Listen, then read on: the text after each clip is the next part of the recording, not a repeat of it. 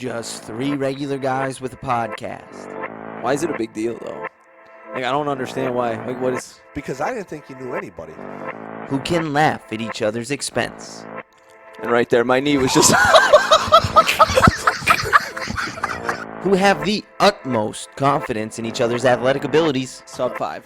You're a sub 5 on one of them little tricycles with the little bleep bleep air horns on the... And whose guests absolutely love joining them on the show. What are your thoughts on that? You got some nerve really asking. The Choopin' It Up podcast starts in 3, 2, 1.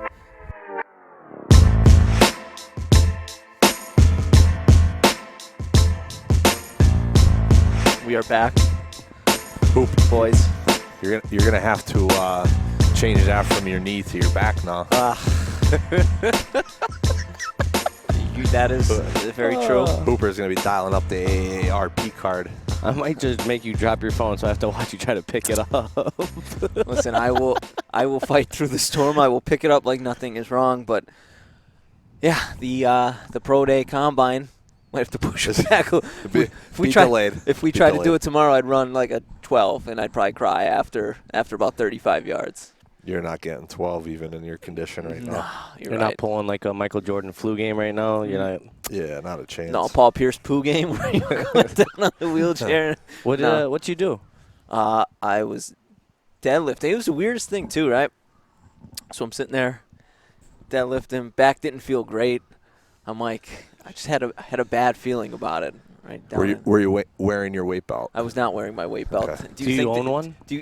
I actually do. He definitely does. Okay. Do you think It looks that like the WWF World championship belt. do you think that contributed to it, Tom? The weight belt? Yeah. You should definitely have had a weight belt on. Okay. All right. Yeah. Okay. That's the most sarcastic I've ever been in my life. I know. Okay. I know. But I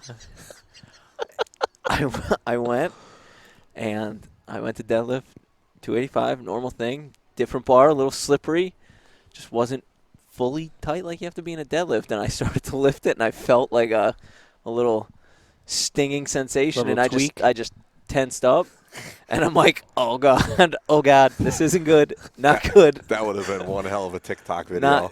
Not good. His initial reaction. I was actually down the other fit club, the Scranton Fit Club location, and I just left the bar in the middle of the floor because I couldn't I couldn't strip it. I'm just like, and then I'm texting Tom. I'm like, you at the school? And I'm like, urgent, like I need you. It took him like a half hour to respond.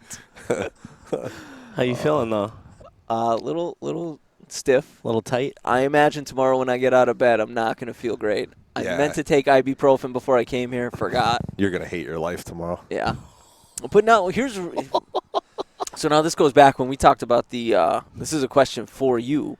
For me? Yeah, I remember back when we were talking about the UCL, the Tommy John stuff, you said, or maybe it was when we were just talking in your training office, you said, like, people get pain in there, and it's just like spasms, and it's pretty much, Right. hey, you have an issue here. Yeah. Why don't you stop doing what you're doing, and we need to correct it. You told me today that, like, it doesn't seem like it's anything, like, disc-related, but it could be some spasms. So my first thought was, all right, so my body's obviously telling me, hey, pal. Yeah, chill out. Chill out. So how long do you think? What? Well, Is there anything should I just, like, stretch it, do some? just stay loose. Just stay loose? Yeah. Okay. Yeah. And just not try to pick up a weight for a couple weeks? Well, you don't have to go a couple weeks. It's not Okay. Well, I don't know. I don't know how long spasms take to, like, work their ways out. I don't want to. Depends on how crazy you go. Okay. Like a little. Okay, I got you. take it easy for a couple days and get Back moving in. and All right. little by little. All right. So Don't put your weight belt on. So we could get the combine going Yeah. soon. Soon. Yeah. So this is the way I really wanted to start it off, not the back thing. Go ahead. New segment. New segment. Yeah, new segment I just thought of on my way here. Yikes. Thanks for Which the heads up. yeah. Thanks for that. Wait, All right. which hosts NBA team lost when they had a halftime lead by 20 points? Well, my team is sitting home, Chicago Bulls. Mine's home. You're the Knicks. Right. Well, Matt. Wait, the Sixers are still in it, right? Yeah, they are. Unfortunately. All right, Tom. This is. I'm just gonna sit down and shut up now and let you go at him for the next 5 to 10 minutes and just. I know how much she loves to go up and down that turnpike, but that had to be the most miserable turnpike. It was ride. one of the hardest rides home I've ever had to deal with. Oh yeah, you were there, right? I was there. I was at the game. I had to witness it. I had to witness it live. You were going there. What? Yeah. I texted you about it. I just thought you were busting his balls like you normally do. I didn't know. I forgot that he said he was going to the game. That's what. Right. Yeah. I had to witness that. 16 points in the fourth quarter going into that. So, how did in the arena Philadelphia react? Oh, they hated it. There was a lot of boos. There was a lot of choice words for players and coaches. It was a typical Philly crowd at that point. Did you see any Philly fans throw some haymakers at some Atlanta Hawks fans? I did not see that. I saw somebody throw their water bottle on the court, though. And they had to announce that if you throw anything on the court, you're getting kicked out of the game. True Philly fans there. I'll never forget. I 2 incidences. I got Knicks Sixers tickets off of Chuff years ago. Shout out Kyle Chuff. Yep. 2 tickets. Natalie went with me. She was real young. We just drove down with This was in Philly? In Philly. Oof. Yeah, right? Watched the game. Sixers destroyed the Knicks. This was back Carmelo, Felton, and those guys were on a team, right? Okay. The Sixers, the Sixers killed them. Then another friend of mine, who's my insurance guy, gives me 2 tickets. Eagles, Cowboys. Oh, nice. Yeah, right. Now, I'm not a fan of either. So that's good. The buddy of mine that went down is a Redskins fan. He's got no dog in the fight. Doesn't care either. Just wants to go both see teams, right? And it was so bad I went and bought a Philadelphia Eagles hooded sweatshirt. just to not, yeah. Like, we're just sitting there minding our own business. There's people yelling, screaming, throwing beers at each other, right? All over the place. And finally, they're like, who are you guys rooting for? Yeah, I We're feel like, Bo, we're just watching the damn game. Like, leave me the goddamn hell I feel like in Philly, indifference means you're rooting for the other team. So you better show up wearing. And I said after that, you couldn't pay me $1 million to go down to a Philadelphia game. Yeah. I'll go to a Phillies game because it's outside. You can more socialize friendly, a little bit easier and get away from different things and maneuver. Yeah. Right. But you're stuck in Close the Link quarters, or Wells Fargo. No way. No way. I feel like the Link. I would never go to the Link. Yeah. And root for watch a Packers game at the Link. Yeah. Yeah. No way. So the game, I was watching it. I think I fell asleep during it because I'm like, They're in trouble, bud. I'm like, They're in some big trouble. I'm like Philly's in trouble. Nobody else can score in the second half except Ben and Seth Curry. At one point, I saw Trae Young had a bag of ice on his shoulder when they were getting their when they were getting their butts Trae Young kicked. had a very and then, subtle 39 too. Yeah.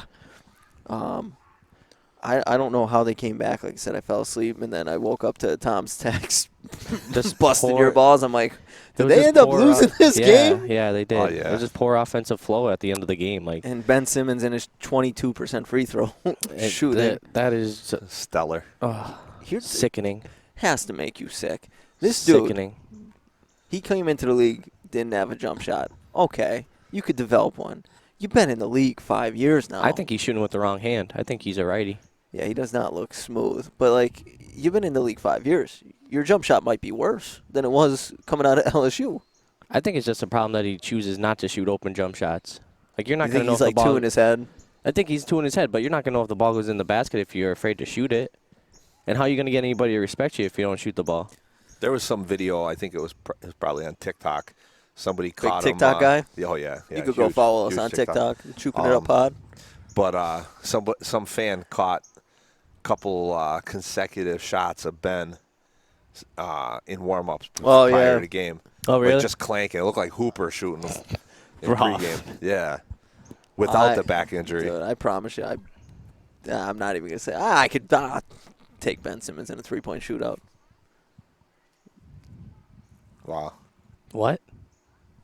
But I saw those same warm-up videos. I'm that confident. So you're talking about you can shoot an NBA 3 better than him. Ben Simmons could kick the ball in. I don't know. more How many times How than he many could do you shoot the think ball I in. need to make? Like 4? 4. I'm just blown away that you think you're going to make more NBA 3s than an NBA player that can't shoot. I don't think even care. I don't think you'll reach the rim. That's what I don't well, think I'm you're not reaching saying the rim either. I'm not saying defend it. I'm saying all right. Part of the combine. Let's go up to the gym. We'll drill it. We'll call Ben Simmons. Oh, my God. Hit him up. Ben, we need you to run up the what to troop. say. Yeah. Hooper's got a challenge for you. Yeah, Ben. Don't be afraid. Don't be scared, homie. All right, let's get off my Sixers for a little bit. Don't Let's be hop scared of over this to mustache. the Nets right now because Kevin They Durant look like proved to Don't everybody. say man possessed. Not man possessed. He All right. proved. I'm going to say he proved to everybody that he's the best player on the planet, right? In that series, or not that series, that game. facts. Yeah. He carried that team to a win. One free throw away 100%. from 50 points. He was effective like always. He only took, I think, 17 shots. Ended up with 49. I'm telling you, when he shoots those pull-up jumpers at the elbows, I don't think I've ever seen him You can't miss. guard him. I don't You think I've cannot ever guard him, seen him right. miss one. But I thought Like, Steve every Nash did a really good job in his sets of getting him in the low block or the pinch post where he caught the ball with not using his dribble, and PJ Tucker has no way of guarding him in those situations. Right. And he's so effective, so crafty, where he's putting you in his bag right there, and getting to his spots and just elevating over top of you. Yeah. There's no way you can guard him. Yeah, and that was tough too because the Bucks looked. I think Bucks last came week out hot. They were up. Last week we were here saying. Oh yeah, they were Yeah, dead. They're dead getting in the water, swept. right? Right. They almost what is the series? What 3-2? 3-2. 3-2. They almost Back it was in- almost 3-2 Bucks. Back in Milwaukee Yeah. right now It was almost tonight. 3-2 Milwaukee. After maybe we gave him the kiss of death. I don't know. I don't know. I mean, you'll probably see James Harden again. You won't see Kyrie, but yeah. James doesn't look like James. He has no explosion, no lateral movement, nothing. He's just more of a decoy. Mm-hmm. So, I mean, his biggest thing is just not being a problem out there. You got to get the ball to the right guys. Give it to KD. Give it to Joe Harris here and there. Maybe Blake, but let just KD carry you again. Yeah. Take you to the promised land until Kyrie gets healthy enough and you can get healthy enough. Yeah, what's Kyrie's? What did he actually do? I know it was something with his ankle. I think it's a saw, high ankle sprain. I saw the land. It didn't look great. It didn't look like it's something he's going to come back from Yeah, I missed it. I didn't get in to a see couple it. days. It was like a high ankle sprain, I believe. High But ankle I don't see him coming back anytime soon with that. With his game, high ankle sprain is just something you don't want to have. Not at this time of year. No. And how about Kawhi? Almost, they think partially he, torn ACL, They right? think he has a partially torn ACL now. So that's another big hit for that team. Can you? I mean, Paul George came out and played big in their last game. What did he end up with? 36, 16, and something like that. Mm-hmm. So, I mean, he proved that he can be the guy, but he doesn't do it consistently enough to be the guy. Here's you athletic trainer. If Kawhi does have a partially torn ACL and he just starts playing, is he most likely gonna just completely just gone? If that thing's partially torn, it's torn. Yeah. It's like partially pregnant. It You can't said happen. that, yeah. Right. Is so, it so? So it's gonna go. With a partially I mean, torn, can you just rehab it, or does he need to get surgery at some point? No, he's gonna need to repair it. Okay, so at this point, let him play until he just Yeah, depending on how he feels. Would it make it? I don't see him doing that, though. But would it make no? Remember with the Spurs, what did he do with the Spurs where he sat out for the longest time? They're like, "You're good. No, I don't think I am." His own doctor was like, "You're not," and he just never played for Right. But if he continues to play, would it make if he has to get surgery on it? Would it make the timetable for him to come back any longer? Probably. If he completely tears it or partial, I don't. No, because you just have to. You're going to go through the Same process. surgery, It's same a matter process. It's a matter of, if you go and get going to the knife tomorrow versus wait until the end of the finals. If you get that far, then you're obviously that's the delay. Right. Yeah. Is when you start the process. And I feel like at this point too, if he continues to play on it, he's probably going to be almost like a James Harden, like a decoy, because he's not going to be able to really go up, take people off the dribble laterally. Landing's probably going to be an issue. I imagine if he knows it's a little torn, in the back of his mind. In the back of his head, right? Yeah. The thing with Kawhi though is he's crafty enough. His game could fit this. Mm-hmm. He's a little bit more adaptable to it. We can kind of go pinch post, kind of post up more, a little bit more. Yeah. Where a guy like Harden is Kyrie, Steph. Right, those guys are blow by, quick stop. Kawhi could do that, but he doesn't have to. That's not what he is. Yeah, he's completely. He's got other things he could do, but defensively though, gonna make him a little bit of a liability, I'd imagine. That's one of his strong suits. Right. You're on ice skates at that point. Mm-hmm. You're like, who's the most unathletic guy with the least chance to blow by me? You can't shoot. I'm gonna. Yeah, if I was out there, Kawhi would be playing me and wouldn't come anywhere. And he would just stay, as close to the paint as he could without getting a 3-second call. Mm-hmm. Now, with the Suns sweeping in 4, do you guys think it hurts them or help them? Helps him with CP3. Helps. You don't think that time off from basketball kind of like gets you a little rusty and whatnot, or? No, because they're going to get their work in.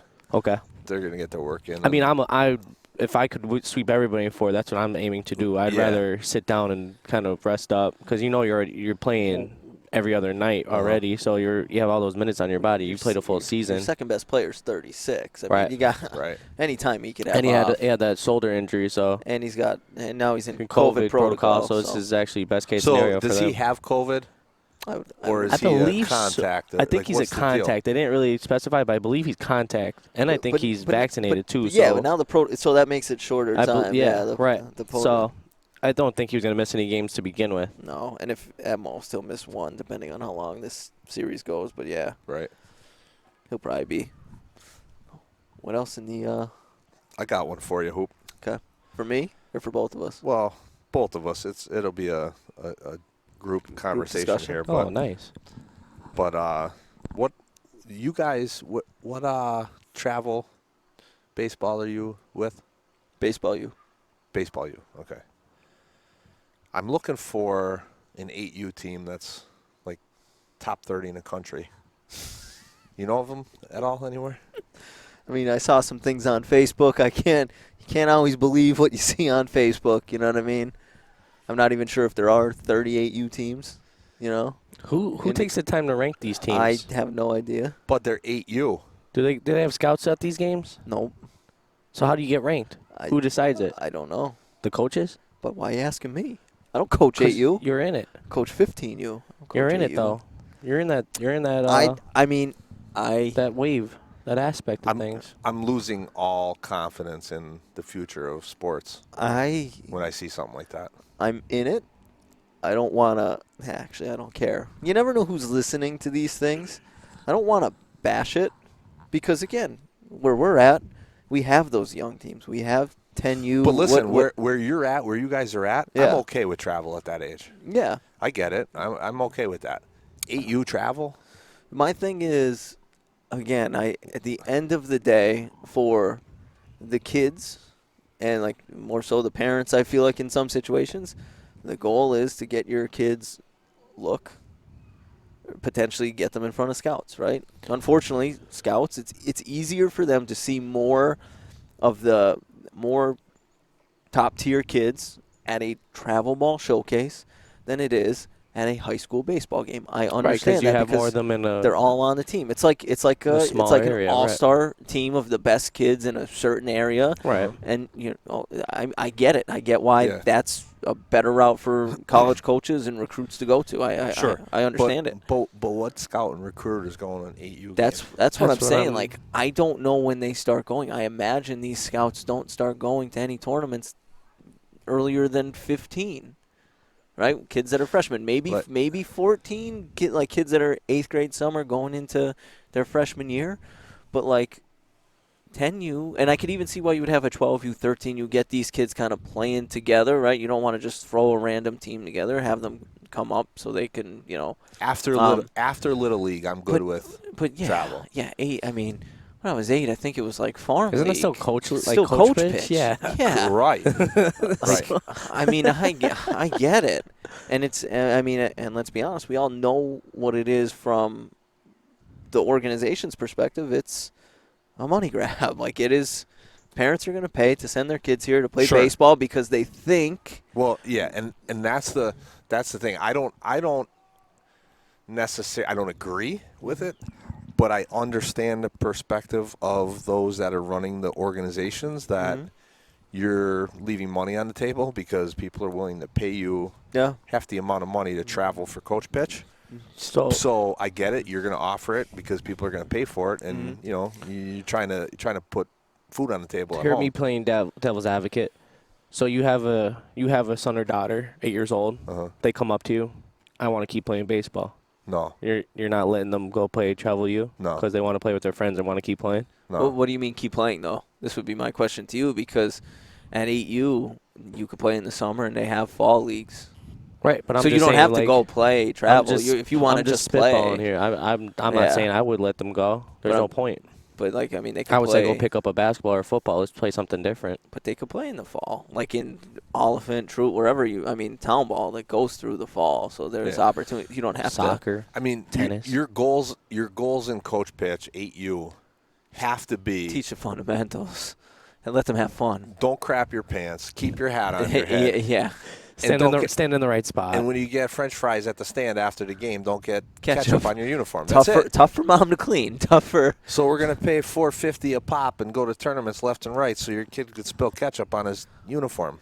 And it's tough too, because it's like I like where I'm at because I feel like we do have a good group of coaches. Like that's why I like being there because I'll practice with some of the guys who coach like the 16U, and like I'll see how they coach, and they coach college, they coach, and Coach Guy does a great job. He'll bring in like good high school coaches from good programs in the area. Like he's built a relationship with them, so he'll bring them in. Like Coach Zaff from up in Pittston's like a great infield guy. He doesn't coach one of the teams, but I love Coach Zaff. Like, but if Coach Guy wants him to come in and help him like work with a certain team's infielder, like he'll come in, and that's cool for the kids, and like they're gonna learn from one of the best infield guys in the area. You're getting clinics essentially, but that's not every. Circuit, my problem is that's not every travel organization. That's not most of them. Like that, it's just. Like, we've been to other places. I've seen some people that coach, and it's just like, I mean, without trying to bury people, actually, I don't really care because this is, but you see some of the coaches that coach with a shirt like that, you don't care about anything. I know. I mean, I've never. Don't care about how you look. But. No, but in all reality, like, I understand. I'm not knocking the organization. Right, I get it because, like I said, people are willing to pay money for it, and I'm not trying to come at anybody. I'm not trying to I genuinely feel that I don't know anything else except sports. Yeah. If sports were not in my life, I have no idea who I would be. Right. With that being said, I still don't understand the perspective of why there's even a market for 8U travel. In any sport. I guess my only thing would be like I'm with I ya. can probably get your son or daughter a look. That's what they want. But right? at 8, you know what I mean? But that's their selling point. Like that's what they're probably selling at that point. Like if we can get them looks now. We can who get in their right you as mind the parent is here. That pitch, some though? parent. Some parent. You as the parent of the three of us. Is that something, like, do you think that's something that a parent of an 8-year-old would be? I mean, I'm sure it probably is. That would be like, but I want my kid. If I have a solid head on my shoulders, I'm like, what are you talking about? If somebody came to me when my girls were playing, I think they might have made it to 8 years old, if that, playing softball, right before they gave it up. All right, come talk to me. It's 7 years. Yeah, if they came to me and said, Madison's outstanding, Natalie's outstanding, we got this travel team, da-da-da-da-da. I'm looking at them like, what are you talking about? Are you kidding me? Please leave me alone. I can make your daughter one of the best in the state right now. But also, here's my thing, too. Like, does it really matter before the age of 13, before any of these kids hit puberty, does it even matter? Because you could be the best 8-year-old because you might be bigger or faster than the other kids you're playing against, and then you never get any faster. You just stay that same size, you stay that same speed, and now you're just an average player. Right. So, like, you know what I mean? Like, why don't you at least wait until they're fully developed, or like they start to get fully developed, and then see what you're working with. Right. The thing is, really disturbs me is for years and years and years, we're going backwards. We really are. We're going backwards because for years, let's just take USA Gymnastics, right? If you're one of these top gymnasts in the world and you have wacko parents that, we're gold medal or bust on Team USA, they're sending you all over the place at a young age. You're getting homeschooled. You're getting, it is gymnastics 16 hours a day, right? At a really young age, prepubescent, and it's not good for the kid mentally, physically, and socially. Right? And there's a whole lineage of and group of kids and young ladies, because that's it's your females, right? That every one of them has the horror story. Right. That I don't agree with what was done to me at a young age just to go in the Olympics or figure skating, that whole thing, all before they're 12 years old. You get to be 13, 14, you're already over the hill and out of gymnastics. So now we're doing that with baseball. Right. The game you should be able to play, 8U, you should be out in this lot back behind my house. Getting your playing friends like together. wiffle ball kids or in something. the neighborhood and playing wiffle ball, stick ball, tennis with a tennis ball. Something. Yeah, not traveling. Yeah. And playing That's for where you're losing. top 30 You're losing that organization in the country. And they're ranking it. That's the worst. That is the worst part. I'll give you that. That is the worst. End? That is the worst part. Well, they can make the All-Star team. And then, this goes back to the one podcast where you said, though, you have, what was it, 10 years? So if you're a kid, you start, you start heaping this stuff on your kid at 5, 6 years old. Senior day in high school. Right. They can't wait. You're going to be burnt out. They can't wait, right.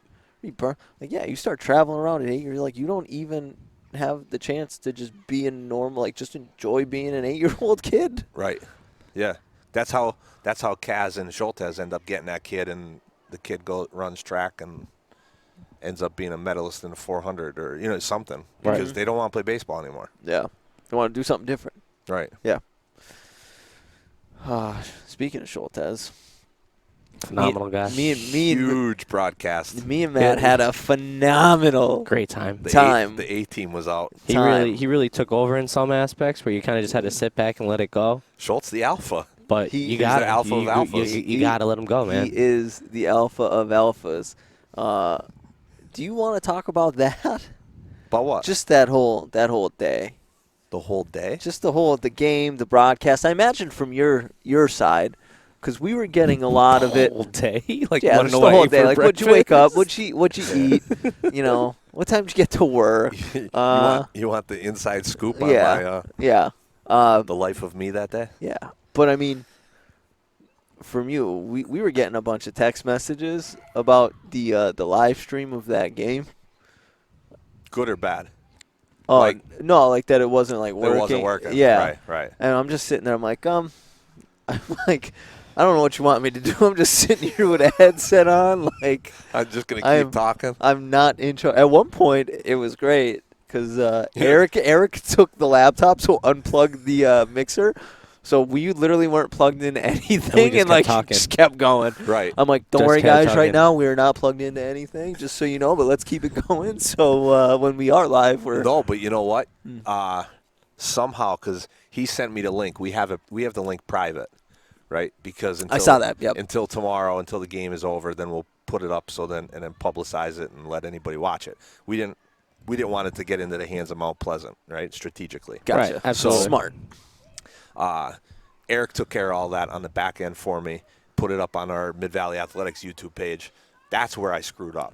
But anyway, I listened, and I actually got you guys saying that exact thing that you just said. So somehow he was able to take that audio because Joe didn't stop recording. Oh, okay. And I don't know what he did, but somehow, some way. Yeah, you guys were still linked up onto the that's stream. Oh, wow. So if you watch the link when I make the link public, it's my bad. You wouldn't know that you guys had any technical issues. When other than it was actually because it was a live issue. When does that link? Like, what inning does that pick it up on? The whole game. Because really? Yeah, because I saw you shared a link on Facebook, and it was just the 15 minutes before it really crashed, and then we just said, that's it. He took that plus the second. So what we did was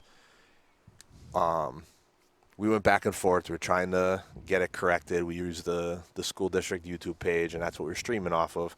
And it turned into, well, is it our YouTube page? Is it the equipment on site? Back and forth. And we finally just said, you know what? The heck with it. We got to get this game on somewhere. Let's do a new link. Eric helping us out. He knows exactly what he's doing on his end. That's why we ended up going to Lackawanna College YouTube page and stream the rest of the game. So let's say that was an hour and a half. Mm-hmm. He took the first 15 minutes from the school district, just blended it, stitched it to the Gotcha. And then now we have that final product that we end up putting. What I should have done was, things were happening so fast, and the way the stream idea even happened was a whirlwind. Yeah, Matt didn't even realize it was going live until I told him like the night before. He's like, I thought we weren't doing that. I'm like, oh, yeah. I didn't know we were still doing it. Oh, really? Yeah. I'm like, no, I talked to Tom. He said we were doing it. He didn't tell you? No, I wouldn't have showed up at all. But what I should have done was just let Eric get access, give him my login to Mid-Valley Athletics, and roll it on there instead of the general school district page. Yeah. And we would have been all right. But still came out well. Lesson learned. Yeah. You said. We put it together in like 48 hours and said you enjoyed it. I mean, I got some compliments. I got compliments from people that thought, it seemed like we were having a really good time. I had a great time. I loved it. I had some of the baseball players, because we started off-season workouts. They're like, were you recording a podcast during the game? I go, you thought that's what we were doing there? In the middle of the game? I go, no, we were broadcasting the game. I go, is that why you guys were chanting, chooping it up a bunch? But I heard, I came from the dugout across the field to you guys, whether it was to give you lineup cards or something, right? Yeah. And the student section naturally is right there beside you. And I turned my back, and I was walking back towards the dugout, and I could hear kids yelling directly at me and talking about chooping it up. You're lucky I'm working. I got to come up there and strangle you. Fine, they're promoting the product here. Come on. I mean, it worked. Yeah, we need to get chooping it up pod T-shirts and start handing them out to kids like other sports media organizations in the 570. Self-proclaimed.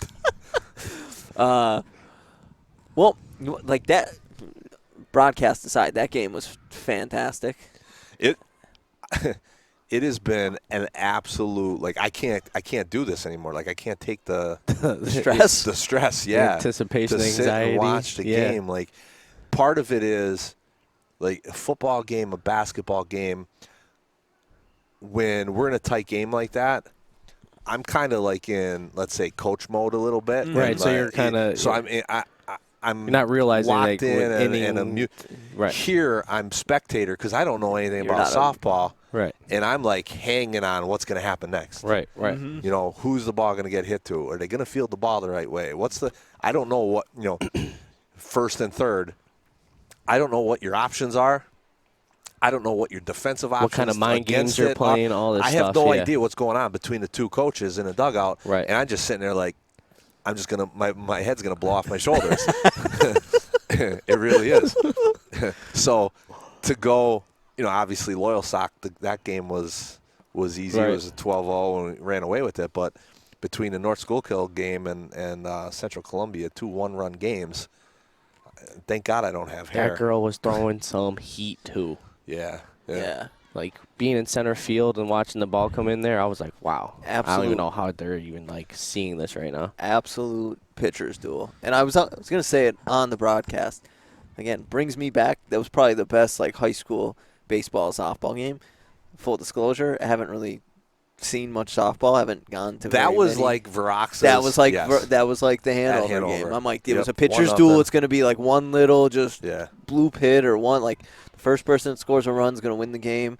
I think I said that from the second inning on, and sure enough. You know what I was impressed with going back to that broadcast? I think it was Schultz that called it.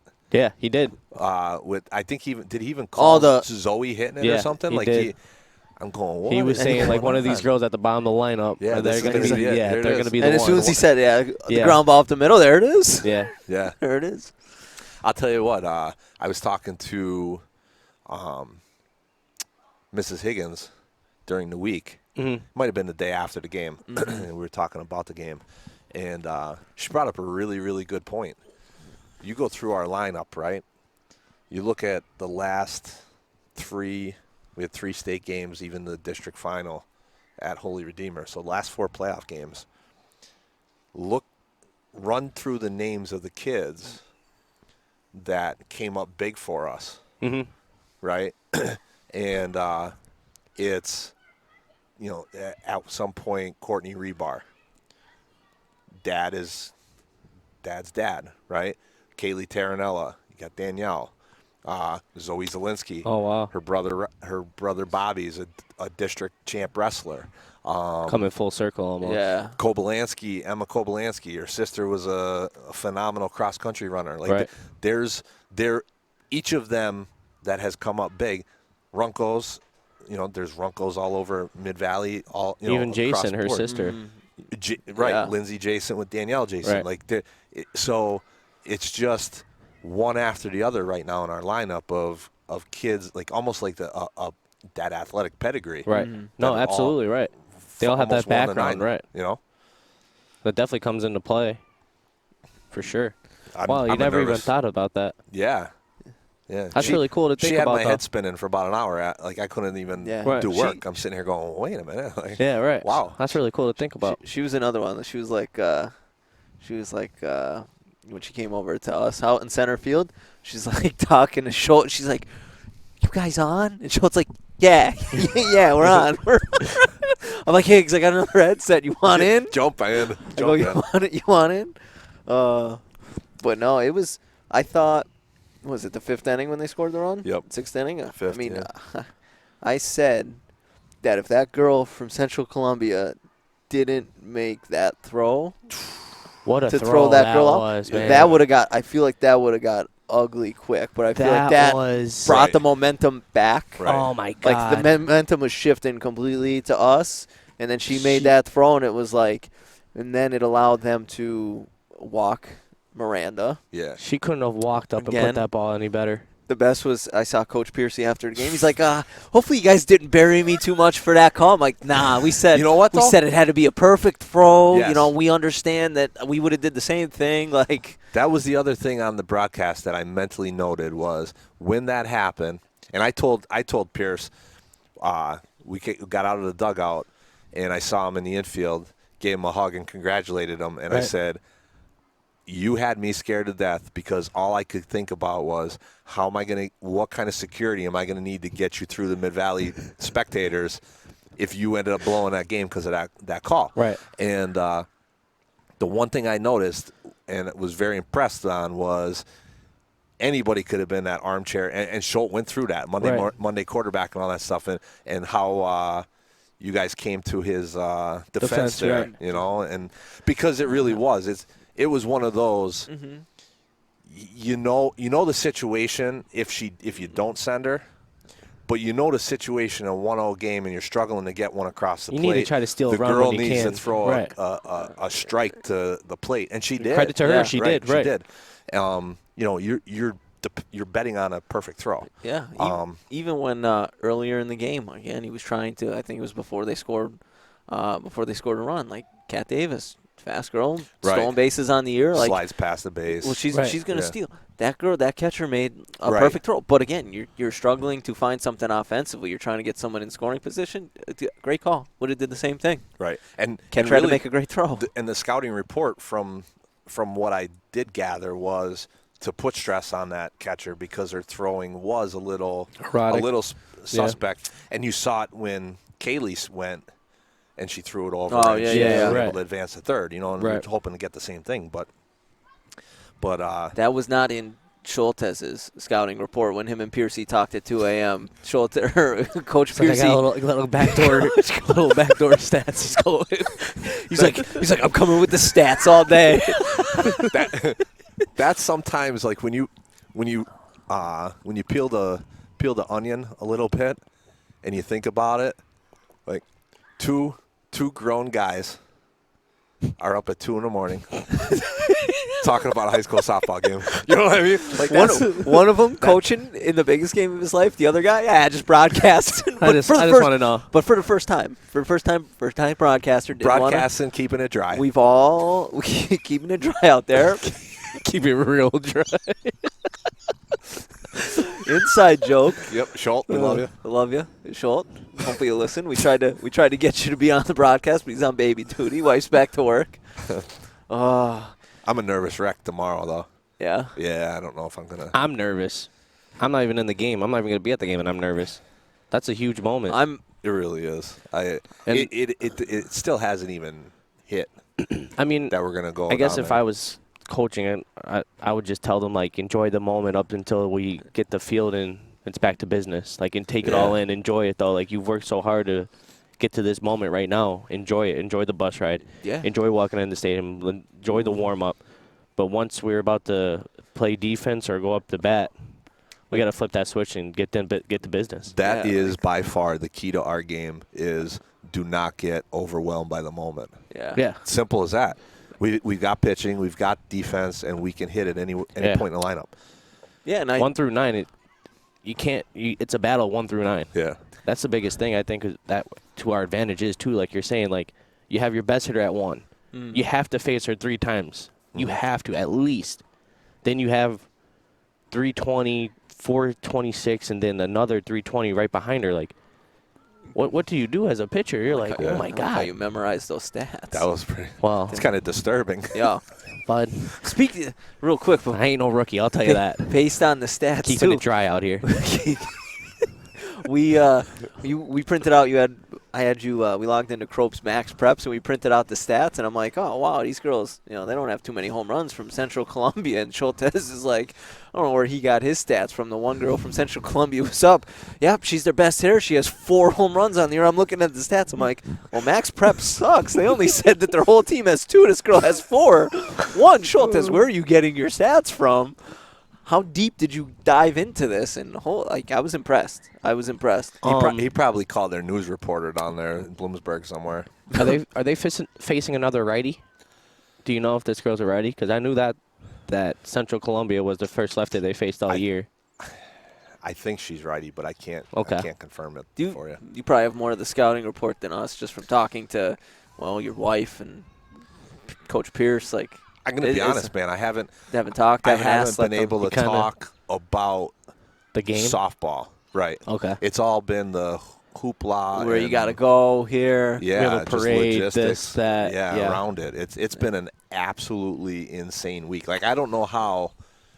And It blows my mind how some guy, like, you get a bowl game or you're going to Final Four and you got a couple days to prepare for it as an administrator. Like, this week's been nuts. I thought it would be nuts, but my phone really hasn't stopped since 3:30 on Monday when we won the game. Yeah. We didn't get off the field, and I already had an email congratulating us from PIAA. That's awesome. And said, hurry up and send us a team picture and a roster for the program on Friday. It was nuts, and it hasn't stopped. Let me get right on that. I can't wait to get on the bus tomorrow and just like maybe take a 2-hour nap to go down there and then just sit in the dugout and watch a game and just enjoy it finally. Yeah. What time? What time is the first pitch? What time are they trying to go? 1:30. 1:30. Yeah.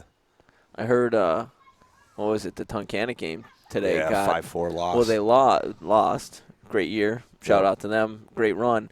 I heard that the game before them went like 9 innings, so their game didn't start till like after 2 or something. Oh wow. Yeah. I mean, they had a great year. Good for them. And then tomorrow, Wyoming area boys. The baseball team will be playing at 1:30 the same time. Yeah. That's going to be the game that's on TV, not the Did anybody else from the area get down? No, that's just those three. But five or three of us. Three teams out of 6 classifications, or 12 total. Like out of 12 potential teams that could have made it. Like yeah, that's pretty impressive. All right. We had a shot at 6. Riverside lost by 1. Riverside lost. Oh wow. Who else? Lake Lehman baseball and West Scranton softball. Oh yeah. We had 6 shots at District 2 teams in the. How'd your rankings end up coming out? Were you pretty close? I was the only one on Wyoming area. I'll tell you that. The only one. They're big Choop Sports fans up there. They might get you a state title medal. They might bring one home. They might. You're gonna be like the janitor that nobody talks to. Just gets that I got the mustache for it, I think. Oh God! I'm surprised no cops have pulled you over and asked what you're doing here. Like, listen, I got the uniform. I got the mustache, this, and the glasses, pal. You're like Paul Blart.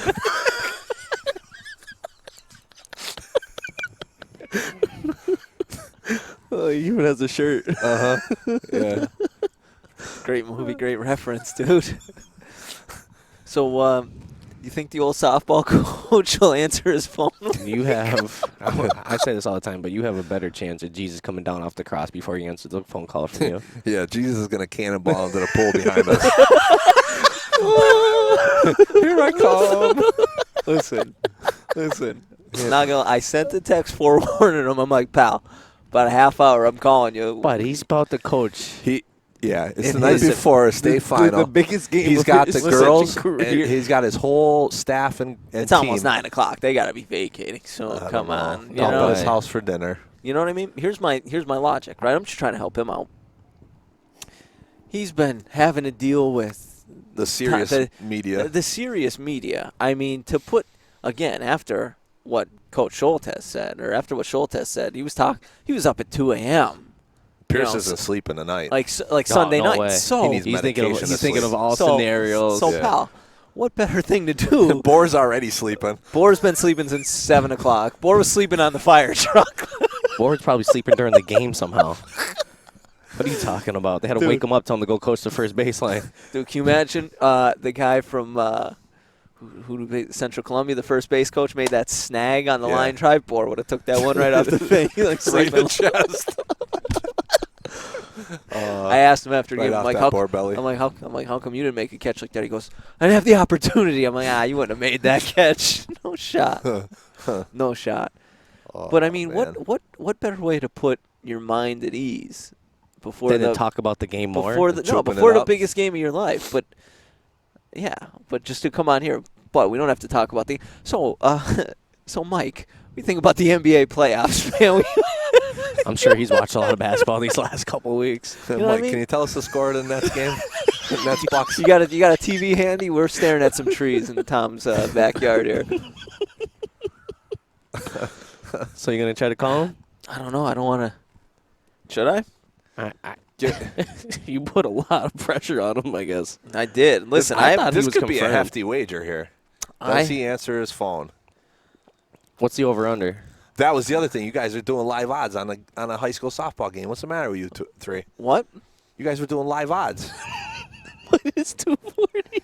Huh? Yeah. You're like, it's -480 that she's going to swing at this first pitch. Bud. I'm like, what? But these guys are sponsored by DraftKings now all of a sudden. Yeah, listen, gambling's legal in Pennsylvania. I'm not sure if it's legal on high school sports, but in Pennsylvania, legal.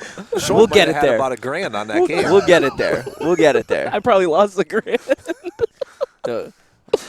I'm just saying. That was awesome. I sent a formal request out, as most media members would. You know what I mean? Most. I wasn't trying to take a dig at anyone. I feel like you took it that way. Yep, you were opening a wound. And I mean, he said accepted. I felt like he just was being nice. But I say a lot of things that do others. I mean, you're still here 17 episodes later, pal. It's true. I'm the talent of this show. I would definitely. You're the beauty of the show too. Exactly. Did we ever get our commercial played on the Facebook page? I don't think we did. I thought you were gonna be able to pull that one through on G&M. I gotta check and see if she even sent it over to him. Unbelievable. Yeah, I know. That was a great commercial. I felt like you're really what? Pushing off calling him. I think you're nervous. Yeah, he's. I might be. What if he calls me and like? It's not gonna be the first person that hit the FU button on you. That's true. And It definitely won't be the last. then I'm going to be like, that SOB big-timed us again. Again. What was the first time? When he didn't come to get interviewed after Schultes. He really broke Schultes' heart. Like, Schultes was looking forward. Yeah. Again, Schultes became Schultes the biggest. that was the only part I caught when I got back there. You guys were in the tent interviewing Miranda. Schultes asked like 4 questions, and it was like, now I'll let Hooper and Matt ask a question here. What the hell, bro? Like, what am I supposed to ask her now? You just took all the time. He sounded like he was He was prepping. He prepped those questions. he was cross-examining her. He was so excited. He's like, wait, I got one more. He's like, all right, my bad. He's like, all right, you guys got anything to ask? It's your turn. Like, thanks, pal.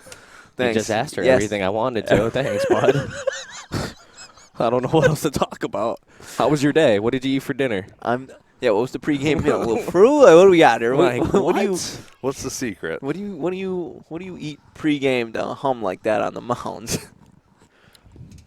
All right, well. You're really trying? Play the ringtone. Huh? Play the rings. Yeah, I want to hear it. Play the ringtone? You got to add the drama to it. Yeah, I want to hear The it. rings? All right. And then we're going to hear his voicemail. We're going to do it. Screw it. Here we go. Here we go. Odds. You got odds? What's the odds? Over under he answers. I say he doesn't answer. Minus What? 700. Minus 700. Doesn't answer. It's 950 at this point. Even if he just If it hops gets- on and be like, guys. If it gets to one more Guys. ring, it's minus 1,000. There it is. Oh. No. No way. No way. Yo, the odds on you answering were minus 1,000 here, bud. Minus 1,000. This is unbelievable.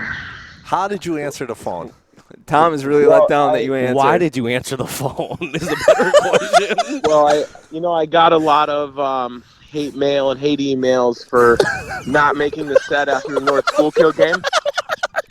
And, I was just worried about my family and myself, and I just figured if I took the call, it'd be best for everybody. Joining the show now for we're not sure how long. Coach of the Mid-Valley Spartanettes softball team, state championship bound, Michael Piercy.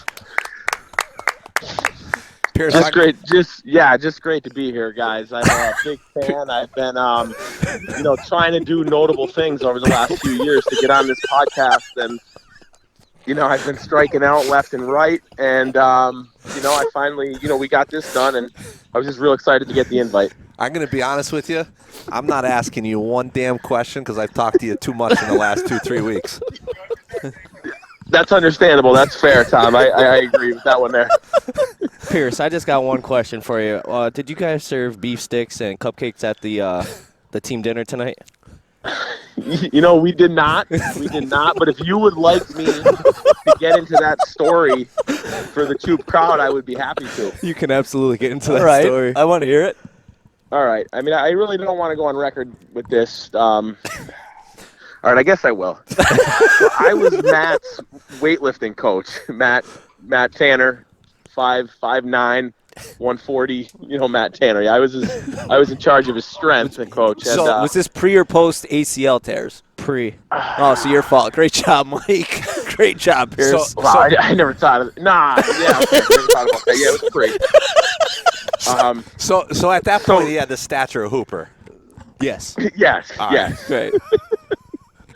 So, Matt he wanted to put on size in between seasons. It was, I think, after his sophomore or junior year. He was, I don't know, what were you, 105, maybe 110. He was looking to get up. 120 like weddings soaking Yeah, wet. he was trying to get up a couple pounds, and he would work pretty hard in the weight room, to be honest. And we weren't really getting why he wasn't putting on any weight. So after one workout, we went to teppanyaki. We worked him hard. He's squatting, deadlifting, benching, and it was time to refuel the machine. And so we go and we get a whole plate of sushi. We're at the hibachi bar, putting all sorts of meat on there, and we come back to the table, and Matt has one beef stick and a cupcake. this was his post-workout meal. And we're just looking at him and like, nah, this is really what you're eating there. And you're able to eat anything in the place. Anything in the place. And I think I might have even paid for them. And I think I was more upset that I wasted $8 on that beef stick and cupcake. He honestly looked over at me. He's like, "This is all you're gonna eat?" I was like, "Yeah, I'm good to go." He's like, "We have a problem. Yeah. We've got a big problem." At that point where you're like, it makes sense why you're $1.20. I got Yeah, you. we pinpointed the problem there, but in his defense, right then and he there, did get a scoop of ice. He did get a scoop of ice cream at the end. Good, in his good, defense. good. So, always gotta get ice cream. Good. Wow. How'd the parade go? Yeah, how was the parade? yeah, I'll tell you that was awesome. We had a trolley, which really made it awesome, and the kids were really set on throwing candy at the children as they drove by. So we may have dinged a couple cars here and there, but we had a police officer behind us watching, making sure everybody was in line. But in all honesty, the community support there, I'll tell you, it was insane. There was an Oliphant Days going on, so there was like a live band. I'm not sure if I didn't have the heart to let the kids know that wasn't for us. That was just Oliphant Days going on, but it did add to everything. It made everything a lot cooler. You guys are at the point right now you could have thrown rocks off that trolley and they'd be cheering for you. Yeah. But the community support over the last week, wow, that's one pretty awesome thing about living in a small town. It's been nonstop every day, so pretty cool stuff there. Yeah, man, congrats. Yeah. I saw some posts, some teams from other teams in the league in the area wishing you good luck, via social media and stuff, which is awesome. Yeah, and that's pretty cool when you make a run, and usually might not get along great with everybody during the year, but District 2 sticks together, and we actually stopped practice at a point today to follow the Tunkhannock tweets. I don't know if you guys were following that, but they were down 4-1 in the 7th. They scored 3 runs to tie it in the 4th. Wow. Then they ended up losing in 9 innings, but we were supporting those guys big time, another District 2 team, so it's pretty cool. Everybody comes together there. Yeah, absolutely. I think I might have gotten a text message by pretty much every athletic director I know. Yeah. Saying congratulations. Congratulations and good luck, Yeah, that's awesome that you see everybody come together like that there, though. Yeah. Now, Pierce, you've coached a lot of sports in your life. Do you think those experiences have kind of built you into the coach you are today, and how it kind of brought you through? Yeah, man. I think you get better every year. You got to learn how to relate to kids, and I'll tell you, it's a lot. It's different coaching boys than girls. Right. It's the same. It's the same, and it's different. You definitely. I don't think it's effective to go in there with when I coached football, we're yelling at and screaming at kids in their face, that kind of thing. Right. Yeah. It's and I think when we started with softball, we kind of tried to do like the military atmosphere, and we're big on right now just forming relationships with the kids and pushing them and making them the best they could be. But I think it's about them knowing you care about them, right, and forming positive relationships, and then they respond with giving you their all. And we got a group this year that they work really hard every day, and they're just a pretty special group, obviously. Right. What do you say is the biggest difference between coaching boys and coaching girls? Yeah, to be honest, I don't want to say it's easier, but I don't know. I feel like there's a lot, just in my experience. How do I want to word? That's a good question there.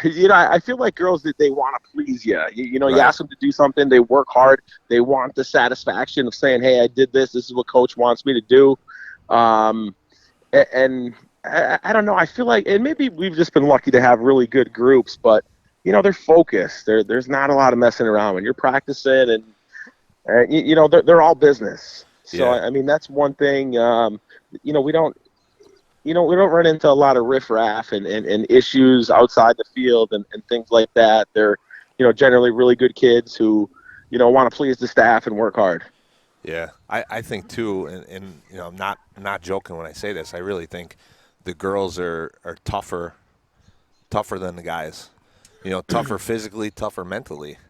A lot of times, especially when, you're talking, like if you were going to take a comparable baseball team to what, or equivalent to what we have right now on the softball field, where it's just pound for pound. I think they're just it's flat out tougher.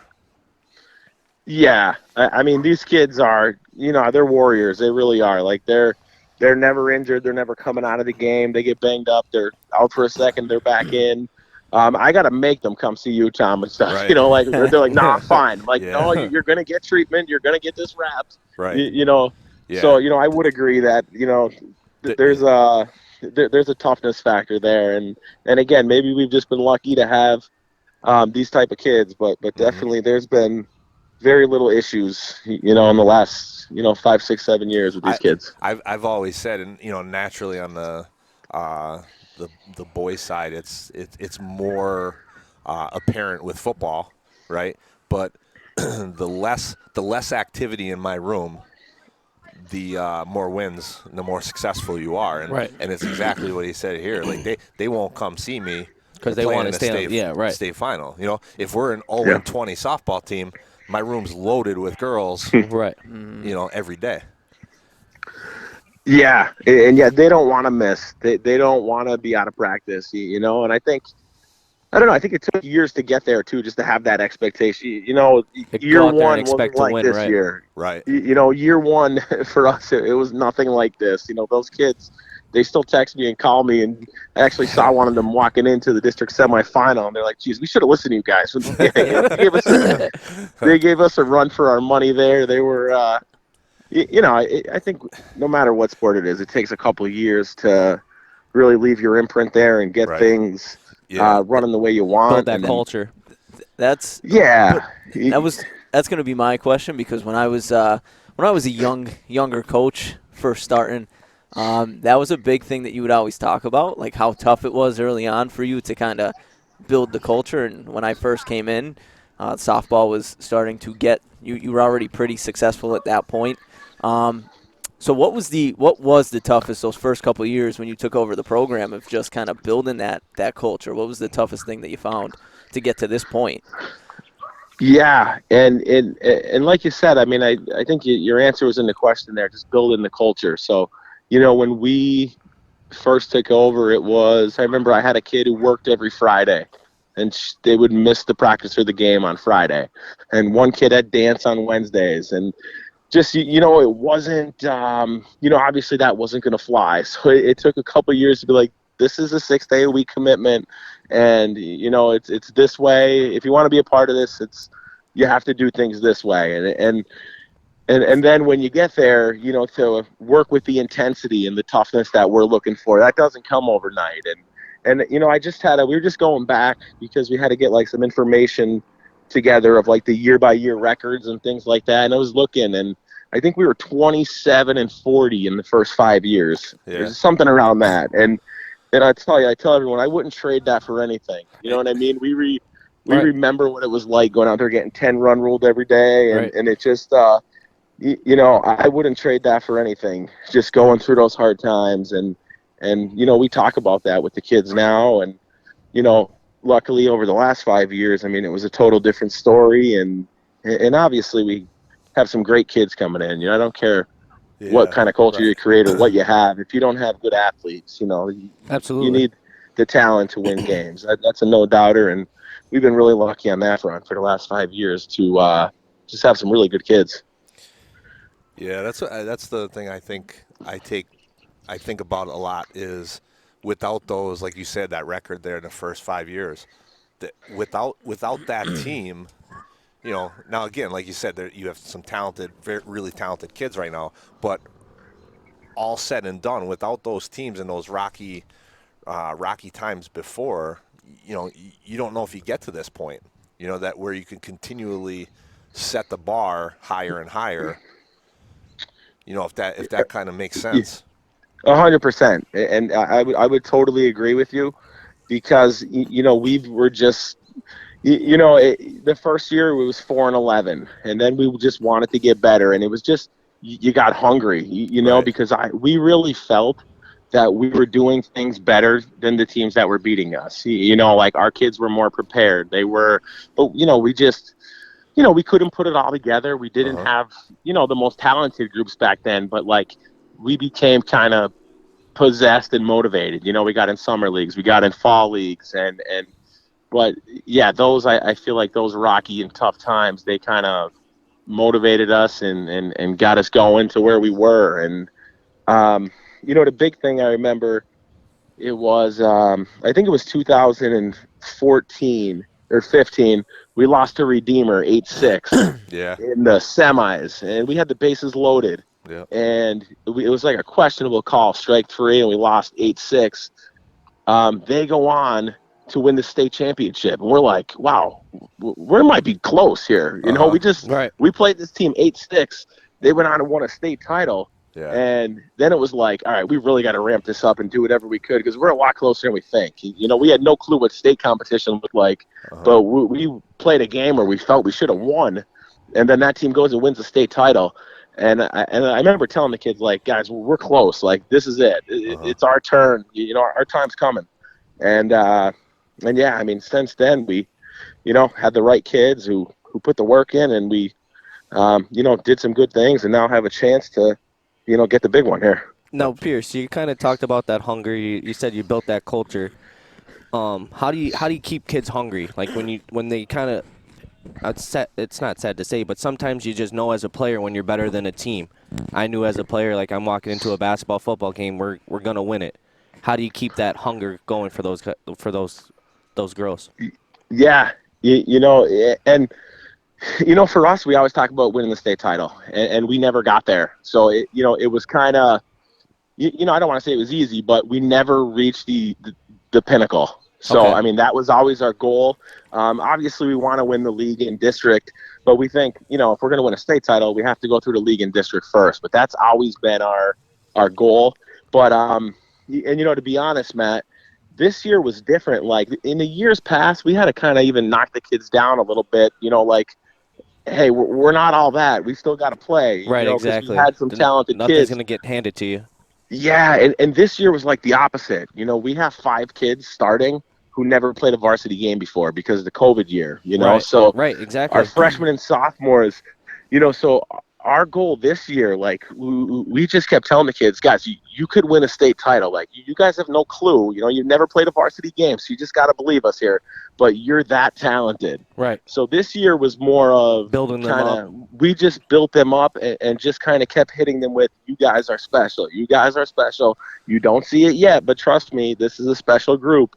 And, that was our approach this year. Okay. So I mean, this team and I think once they started winning some games, it started to click a little bit. Geez, maybe we are pretty good. And so yeah, that was our approach this year. And it's funny, every team's different and they need different things, but that was kind of our approach this year. Okay.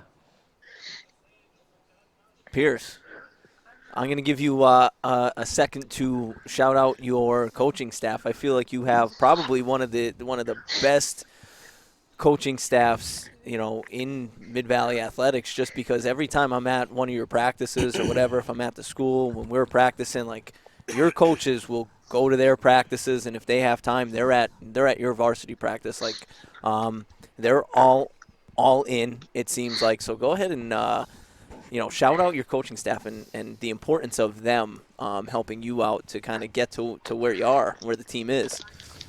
Yeah, it's so hard with high school sports and the way the schedules work.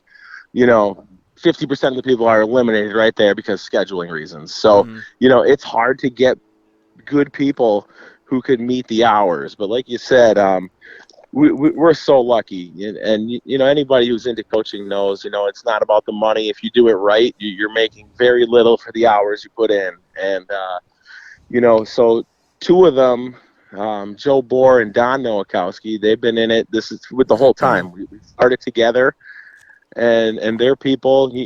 Some coaching staffs they work from the beginning of the season to the end of the season. We take a week or 2 off, and then we do a summer ball, and then we start our fall ball, and then our winter weights, and then our preseason workouts, and they're two people for the last 10 years who who get there, and so yeah, they're two of the original ones there. We have Dennis Harishnak, and he was actually Tom helped me out big time with this one. We were trying to fill a spot, and we're like, geez, we were really scratching our head. I tried a couple people. Yep. Yeah, we tried a couple people, and I'm thinking, geez, this person said no, this person said no, and I remember talking to Tom, and he mentioned, Dennis is here, and I was like, oh my gosh, he's a great baseball guy. I played college baseball with Dennis, and so he hopped on board, and he's a huge asset. He's awesome. We have Kyle Lukowski. He's there running the junior high program, and he was in it for, I think it's 8 years. He started with us. He missed a year or two when he had a few kids there, so he had to take a little bit off. It's it's tough getting permission at home sometimes. Those darn kids always getting in the way. And then Sarah Ross is actually our newest Shout out coach. cousin, my cousin right there. Cousin, and she's solid. I mean, this year she was the assistant junior high coach and made every varsity game as well. So she did double sessions like 3 or 4 days a week. So just finding people with that kind of commitment, that of those people right there is really special. And our kids, they know how lucky they are, and I know how lucky I am to have have people like that. Here's the $1 million question I have for you, since Hooper brought up and we were talking about your staff. how so we've had, we talked earlier before we called you, we had the 12-0 game at Loyal Sock, right? So it was it was loose and an enjoyable win down there. Then we have a pair of one-run games, right? High intensity games. How in God's name do you stay serious when you have to look across the field and Joe Bohr is coaching first base? Yeah. No, that's a good question. And we actually had a team party tonight, and Joe broke $75 worth of tables. He was jumping off things and giving RKOs. Is he sleeping? Yeah. So, no, yeah. Joe is a special animal right there. I'll tell you that right now. Anyone who knows Joe Bohr, I yell at Joe frequently, but I love Joe like a brother. But no, he's the best. But as long as we keep Steve Galley away from our practices, what Steve brings out the worst in Joe. So if I keep Steve away from Joe, he's generally on pretty good behavior. So Steve is not allowed in State College tomorrow. No, so Steve actually asked to be on an assistant coach several times, and I love Steve, but I knew what would happen if Steve and Joe got together. We would have totally lost control, and we'd be having a different conversation now. Yeah, Steve would be giving him pedigrees on home plate. Yeah. So he's banned from the premises when we're practicing. Steve is. So is Joe Bohr currently sleeping? Joe Bohr was here at my house tonight. He had his wife. Joe's a new man now, and his child. So he was on best behavior. So also when Sherry's around, Joe really steps his behavior up. So good. But yeah, he's been good. And I also want to make note, we had some far bus rides, and Joe has fell asleep 0 times on the bus this year. No way. Wow. No way. And a true story, 5 years ago, he fell asleep on the way to Dunmore. That's not a lie. There's a picture. John has a picture every bus Joe ride. sleeping. Joe sleeping on the bus. Dude, that is awesome. So I don't know if he's having Red Bulls in the afternoon or what he's doing, but I'm proud of him. So Joe is the only human being where before kids he'd fall asleep at the snap of his finger. After kids, he stayed awake. Yeah. And I didn't realize how much he fell asleep, actually, until we went and scouted a game down in Turbottsville, and Joe drove. And we got back, and I remember, seeing him and Sherry the next night, and she's like, "You let Joe drive to Turbottsville?" I was like, "Yeah, why?" They're like, he falls asleep every time. So I didn't realize, but, a lot of good Joe stories. Pierce, can you kind of give us a little insight of what you're thinking or going to be saying to the girls tomorrow before the game? Yeah. We were kind of going back and forth. We're facing a good team here. They got a bunch of kids going to play college softball, and I think everybody, if you look at this on paper, you know, I think it's easy to say, hey, these guys are big dogs here, but you know, that's not, you know, what we think. You know, and you may have, like, we've been having signs in the dugouts. I don't know if anybody is familiar. Burn the boats. You know, that was kind of our theme once the playoffs started, kind of saying, you know, there's no excuses, there's no tomorrow, there's no next year. We're going all in. We're doing what we have to do to win this. And you know, we think for 90 minutes tomorrow, or, you know, however long it is, that if we play our game and play better than them, we're going to win. So, you know, like, we're, you know, we don't feel we're an underdog. We feel that if we're on our game, you know, we're going to win the game. So, I mean, and just our attitude right now, our kids, they 100% believe that, you know, if we execute, this is ours. So, you know, I just love where they're at. So we're just excited for it. Absolutely. I got a question for you. I know you have the biggest potential, you know, the biggest game of your life tomorrow. I want to transition off to softball because I've been dying to ask you this. Oh God! So you mentioned your other coaching ventures, right? You were a freshman football coach. I feel like it might have been the most epic staff ever. Do you have one good story from your days coaching freshman football with Kyle Chuff and Corey Mashura? You're forgetting about Kevin. And Kevin Chuff. Sorry. Remember when he ate the meatballs? All right, how long do I have here? I have a laundry list of stories. Well, listen, as long as you want, bud. You're the man of the hour. All right, I'm going to give you two quick stories, okay? Right. Two quick stories.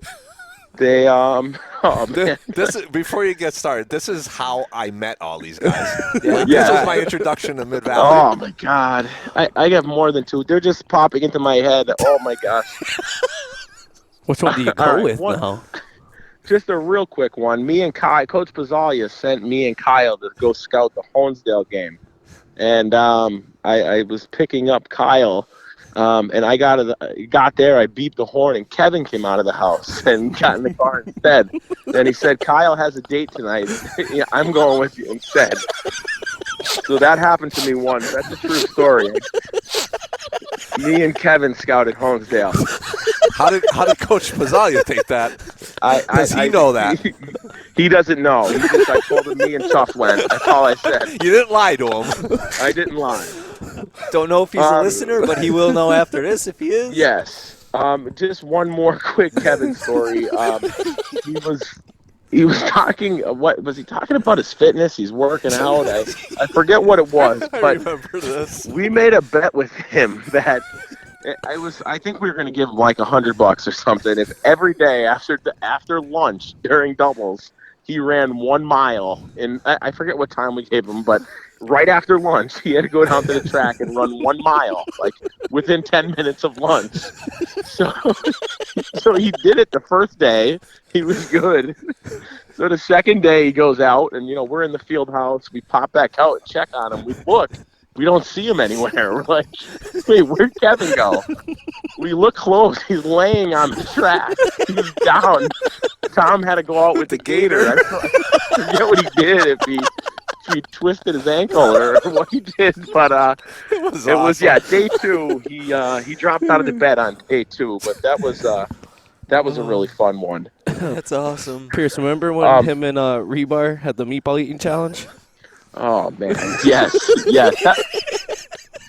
These were some of the best years coaching freshman football. I'll tell you that. Was. But our best was we lost we won 1 championship in freshman football, and we were going for a second, and somebody was our quarterback was injured, and just that day he got sick. He had to leave school, and we had to. You know, I guess it was our fault there. We should have prepped a backup quarterback. We didn't really do a good job of that. But we had to start someone else in the last game of the year. And Kyle will never let me live this down, but we called a 24 blast, and the kid turned the wrong way, and the handoff wasn't there. So he just chucked it up. He turned the run play. He just fired it up, and he threw an interception on a 24 blast. So he came in, he goes, well, I missed the handoff. I figured I'd just throw it. And we lost that championship 6-0. Yeah, so. That one's too. Who was it? Is that the one where Chuff tells you my defense did its job? Yeah. It was Chris Rebar, wasn't it? No, Nope, Rebar was it was passing.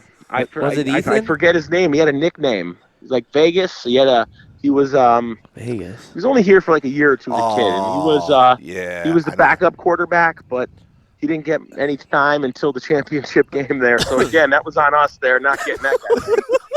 But the 24 blast interception was that was a low point for me there as an offensive coordinator. I think I retired after that year, actually. So you've gone from 24 blast interception, yes, to a state title appearance tomorrow. What a turnaround. They're going to write books about this. I was in the wrong sport. Can't wait to see this 30 for 30. Yeah, 30 for 30. Can't oh wait. My God. Wow. I do have some questions. So when I was driving down the access road yesterday, and you made me stop to get that headshot for this appearance, and I posted it on our social media. I'm like, I asked some questions just in case he comes on the show. So I picked out. Yeah. There are two good ones. Good. That I definitely want to ask from Colleen Ross. I really want to know how he got picked for the Marywood commercial. Now I've heard about this Marywood commercial from Kyle. It's a great commercial. Told me I need to see it. Could never find it. Like we've looked for it on trips down to travel baseball tournaments. Have never found it. But apparently it was a good performance by you. How did you get picked? Colleen Ross would like to know.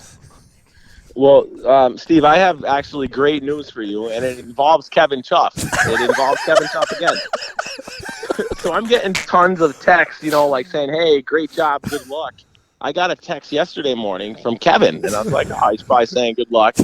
He sent me the link to the commercial. I've been looking for this for years. No way. Yeah, so I will forward that to you after this. Okay. Will. Yes. Such a link. That's a real doozy. That commercial. That's funny. But I'm gonna clip it in the end of this YouTube video, this YouTube podcast. I'm gonna put it at the end for sure. And just so when you do put it at the end, I want to let you know that there wasn't much acting, but it took about 7 takes for me to get the last part right. And all I had to do was shake my head. Which you see, it shouldn't have took 7 attempts, but it literally did. But yeah, they were just looking for a student athlete to do this. And I think I was just. Well, Matt, I think they were thinking, geez, handsome, well built. I mean, this guy had a great head of hair back then too, Matt. So I think I was just a shoe in there. So yeah, so I was sitting in like the rec hall there, and some forget who came up to me, but that was it. But I will forward that to you. It's absolutely it's well worth the 30 seconds. Oh, I would appreciate that very much. And then from one Mr. Jack Kelly. Ooh. Goes, ask Coach Piercy if he ever finished the book I gave him last year or if he's going to resume his reading this year at the beach. Sounds like a no to me. That sounds like a big no. Jack. Well, I think he moved away, and I chalked it up as he'll forget about this and won't have to cross that bridge. Maybe so. No, I'm gonna just go with no on that. I'm gonna go with no. Say no. Yeah, no. He's not in town, is he? No, I don't. Okay, so no. Will you be finishing at the beach this year? What's that? Will you be finished reading this book at the beach? Will you read it at the beach? That was the second part of the question. You know what? I think I did read it. Actually, it might have been Mindset. If it was Mindset, he recommended a. No, you know what he did? It was I did read it. He recommended Mindset, and that's a pretty good book there. And then it's about having a growth mindset. Then there was I forget. It's by John Cotter, but I think I read them both. Okay. One took me a lot longer than the other, but I think I read them both. All right. All right. Well, listen. We know you probably won't be sleeping tonight. Yeah. But we'll let you go. We appreciate the fact that you saved. I can't believe you answered the phone call. I still can't get over Listen, this. I built this up pretty big, so I am very glad you did. I've already been burnt once this year, so on the podcast front, so very glad that you answered the phone. One last question, quick one for me. Is there any chance that you have a 2 a.m. Scouting text with Coach Schultz tonight like you did before the last game, or – I will probably be up, so if anybody texts me, I will respond. Yeah, it's going to be a late one tonight. Pretty fired up. So, yeah, you never know. It's quite possible, Steve. It's quite possible for sure. All right. Well, Pierce, good luck. We'll be rooting for you. Best of luck, Pierce. I appreciate it, guys. I appreciate your time, and we appreciate your time. No, absolutely, and I'm going to send that clip over as soon as we get off here, all right? Appreciate it. And maybe next week, maybe we can book you for live in person if you win it. I don't know. I'm gonna shoot out another request. He's gonna have a lot of appearance requests if he wins this game tomorrow. Yeah, and who better to come than to come dress up like you're at the beach and come on your deck and do this. Definitely. Listen, if we take care of business, count me in. All right. Perfect. You guys heard it here first. I'm holding you to it. I'll see you on the bus in the morning. Yeah. Bright and early. Have a good night, guys. You good too. Luck. See you, good luck. Have a good night. All right. Thanks. See you guys. Bye. That was awesome. What a great personality, man. That was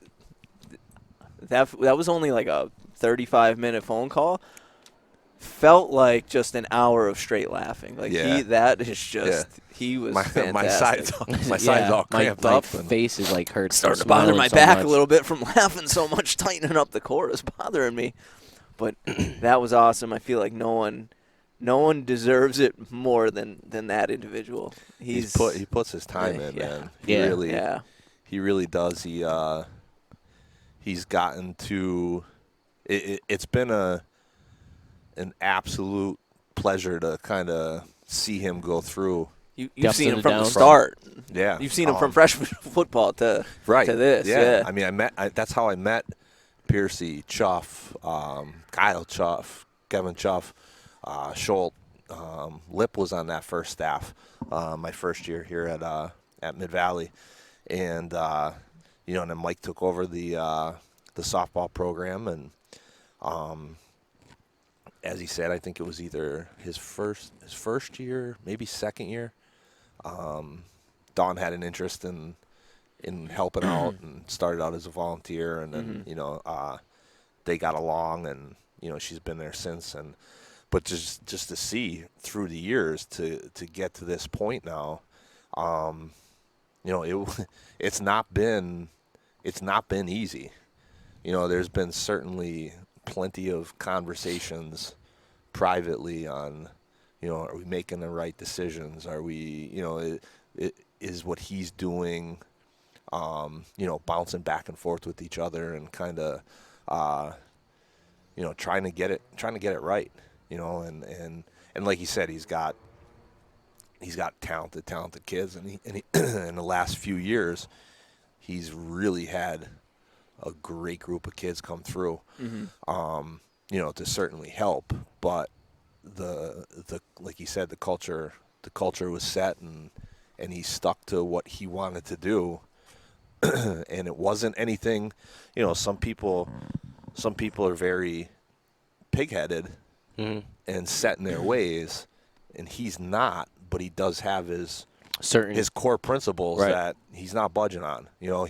He's certainly willing to work with kids and help kids, and but at the same time, there's a goal, and the goal is to get to the spot you're in when the sun comes up tomorrow morning, and it's mind blowing to think about. And I said if they win this game, Troop Alpha and Dixon are burning down. Yeah, burn the boats, burn the towns, baby.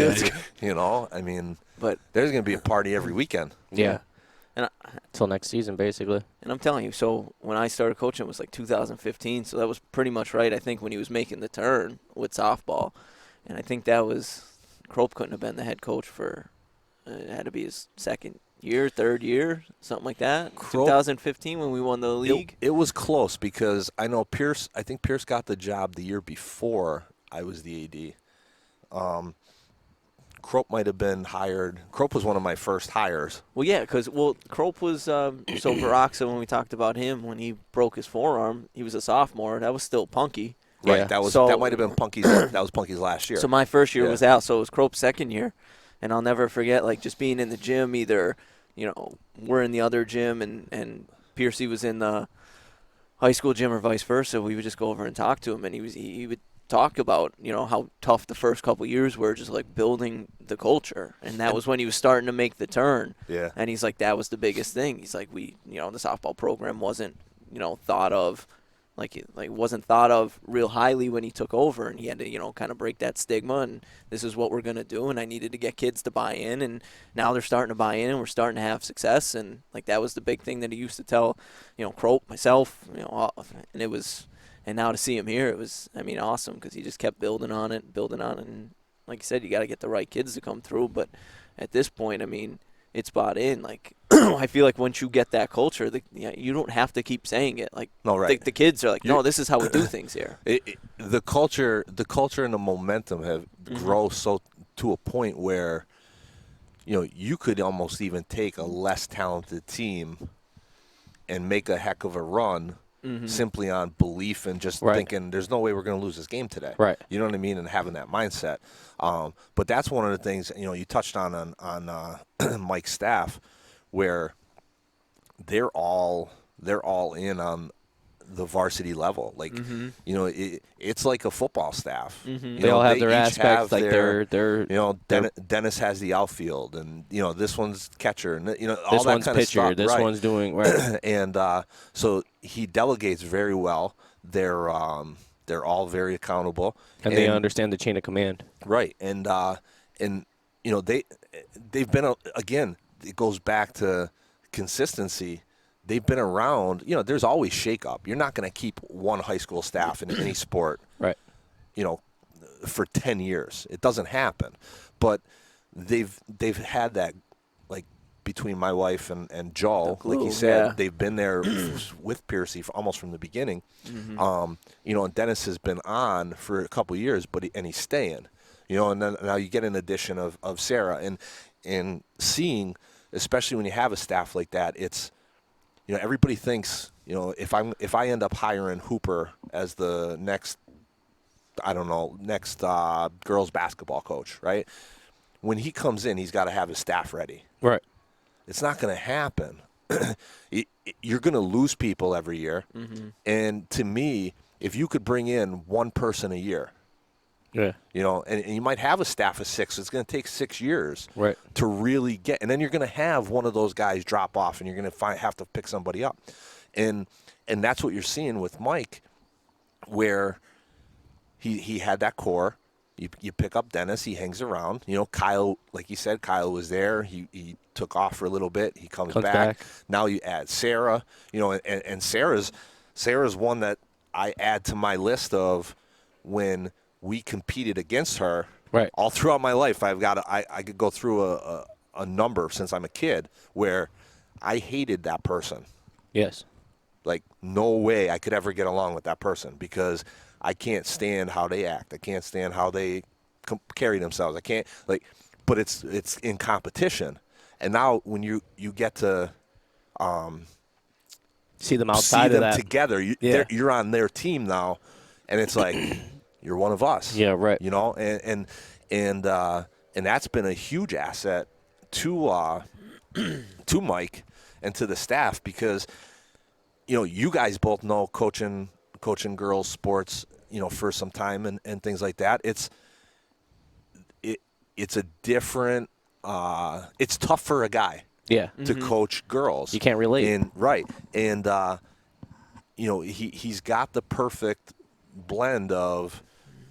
My wife is there, and obviously I've got a bias, but she does a really great job with those kids that. She's able to have relationships with them, right? Be approachable, coach them up still. Yeah, right. Piercy and those guys get on them a little bit, listen, this is what he's trying to get across to you. Right. You know, and now you add Sarah to it to have a second female around. Right. That's huge. You know, and then when you go back to the other point was Pierce and Crope have a great relationship. Yeah. You know, between that baseball, softball. Right. You know, they're different games, sure. You know, but they're similar. All in all, principles are principles are the same, and they're able to go back and forth like, you know, hey, the situation came up first and third. You know, what are you doing? I can't tell you how many times I've seen that conversation occur between the two of them, and you know, and it's a lot of fun to watch. Absolutely. Yeah. And real quick, I feel like this is a good way to end it. People don't want to. I mean, that was the main event there. People don't want to hear us continue to talk, but right. I want to give a shout out to Lukowski. Right, I'm leaving the game the other day. You know, we talked about it on the broadcast about you know they have players in their junior high program like Coach Lukowski. Great job down there. Like he's calling me. Like I'm leaving Marywood. He's calling me. He's like, let's go. He's like, that was awesome. You gave me a shout out. And I'm like, yeah, let's go. And he's like, I got a bus going down. Let me know if you want. And I'm like, he was so fired up for it. Kyle's probably down at Penn State now, and he's not coming back till Monday. He's been down there since Wednesday, I would imagine. Jeez, been down there since yesterday. But hey, I mean. But he's another one, man. He's very, very good with. He's great with the kids, but he's also tough on the kids. You know, and he's passionate, man. Like he's all in when he's there, and that's the thing I respect about Kyle is that when he knew he couldn't give his 100%, all in, right, he stepped away for a little bit. You know, now that he's back. You're not getting half-assed by Kyle. Right. You know, now that he's here. You know. That's what I like about him because I'd probably be the same way. It's either I could do it 100% or I can't. Right. Like I can't do 75. Right. You know. Right. But hey, we wish them nothing but the best of luck tomorrow. Absolutely. Best of luck. Bring that state title home. Music's already playing. Episode 17, I think. It's officially Philly season for me, boys. Philly season. It's officially baseball season for me. He's a Philadelphia fan. That's counting down the days till the Eagles start. When's training camp start? Pretty soon. All right. Hey, for Tom, Matt, Steve, it's been a pleasure. We'll see you. Go Spartanettes. Going to college started with your decision to enter the race and your vision of where you were headed. It took determination, hard work, and the willingness to stay on track. You deserve a lot of credit having come so far. So it would be a shame not to cross the finish line. Come to Marywood Transfer Day, Thursday, August 9th from 2 to 6 p.m. in the Office of Admissions, Liberal Arts Center. Get back on track and get your degree.